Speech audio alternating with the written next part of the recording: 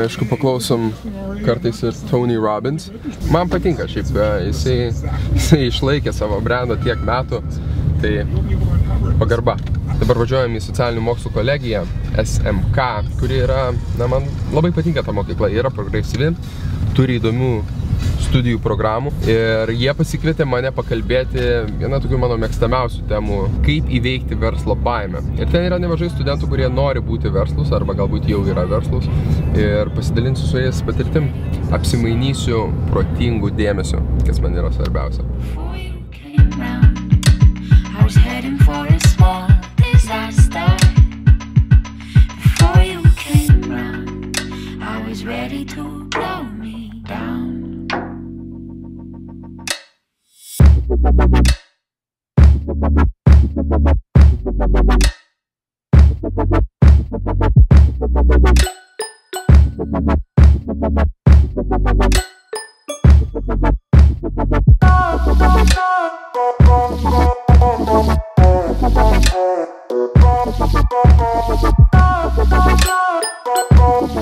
Turi fobiją. Apskritai kokią nors, ko nors bijo gyvenime. Nelabai malonu, ne? Neracionali baimė. Fobija yra tai, kai mes kažko bijome, kas iš tiesų negali mūsų sužaloti, paveikti ir panašiai. Jos nėra žodyne, bet aš ją vadinu biznisofobija. Šiandien mano užduotis sunaikinti tą fobiją. Ir tu paniškai to bijok. Aš manau, kad tai yra visiškai mūsų visuomeniai esanti fobija ir tai yra problema, nesuvokimas, kad jų nesunku turėti, svarbu žinoti, kaip tai padaryti.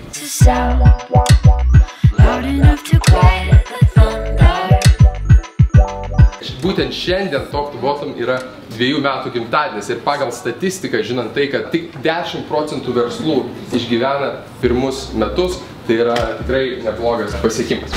Bet kodėl tada šie žmonės panikuoja? Nes jie nežino. Nes jie nežino. Jeff Bezos, Amazon įkūrėjas, vienas turtingiausių žmonių pasaulyje. Richardas Bransonas, Virgin Group įkūrėjas, Peter Thiel, investuotojas Silicio slėnyje. Nei vienas iš jų nežinojo, nuo ko pradėti. Aš neturiu krepšininko išsilavinimo. Nėra tokio dalyko kaip krepšininko išsilavinimas. Krepšinį reikia žaisti, taip tu jame ir išsilavinsi. Lygiai tas pats yra ir versle. Pozicionuojantis save kaip šalininkas aukštųjų mokyklų yra jūsų networkas.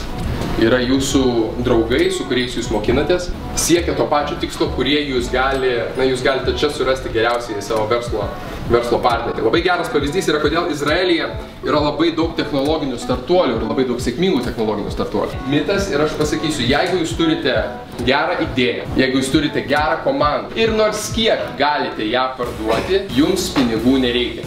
Tai verslo angelai yra, sakyčiau, netgi būtinas dalykas verslo ekosistemą. Ir jiems domintų tokia galimybė investuoti į jūsų projektą. Čia nėra kažkokio stebuklingo rakto, ne?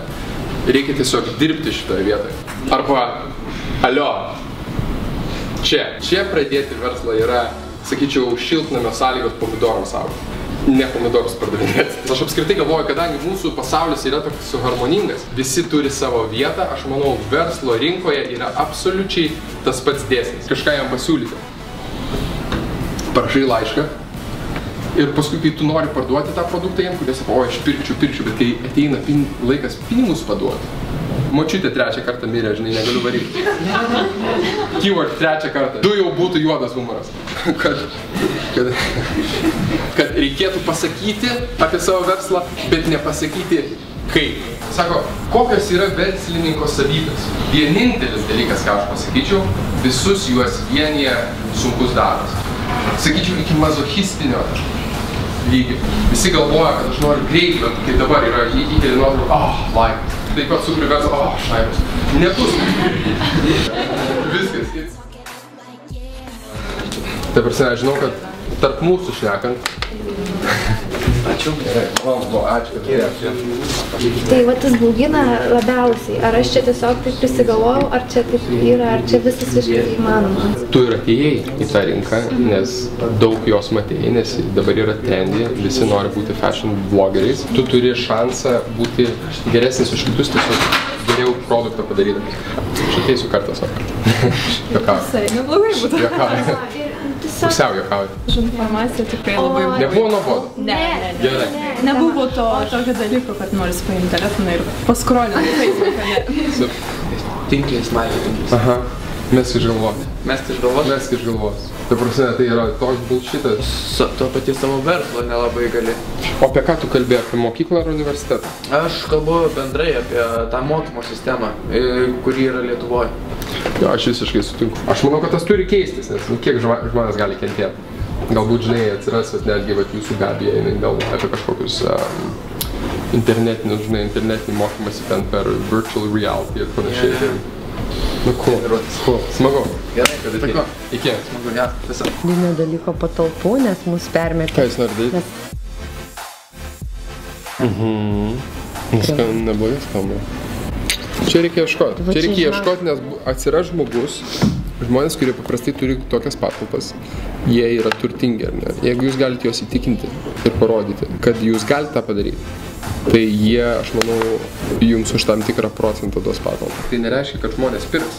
Aišku, kad pirks, nes tokio nėra. Nes kas? Nes tokio nėra. Tai, o kodėl tokio nėra? Dažniausiai rinkoje būna problema, kad jeigu kažko nėra, vadinasi, to nereikia.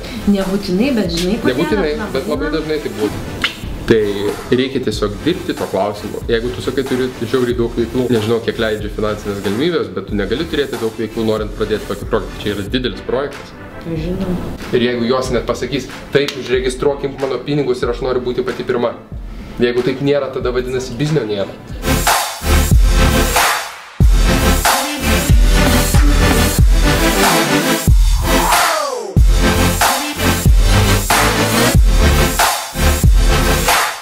Pasibaigė ZIP 2 valandos, labai smagu buvo, ačiū SMK.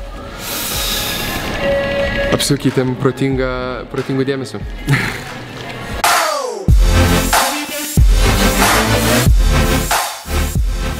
Nu, tai plius minus. Aha. Pusė 6 reiškia. Aha. Ten. Aha. Gerai tada, iki. Davai. Visiškai buvau pamiršęs. Visiškai buvau pamiršęs. Ką dėmėt?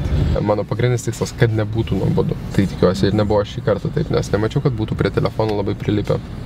Bet šiaip diskutavom apie tai, kad telefonas yra tapęs tiesiog žmogaus kūno dalimi, extensionu tokio. Kai tau skauda pilvą, tu griebiesi už pilvo. Kai skauda galvą, tu griebiesi už galvos. Kai vibruoja telefonas, griebiesi už telefoną.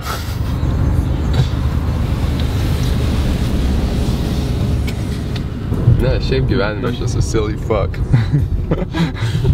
I like to be silly sometimes. People are too serious.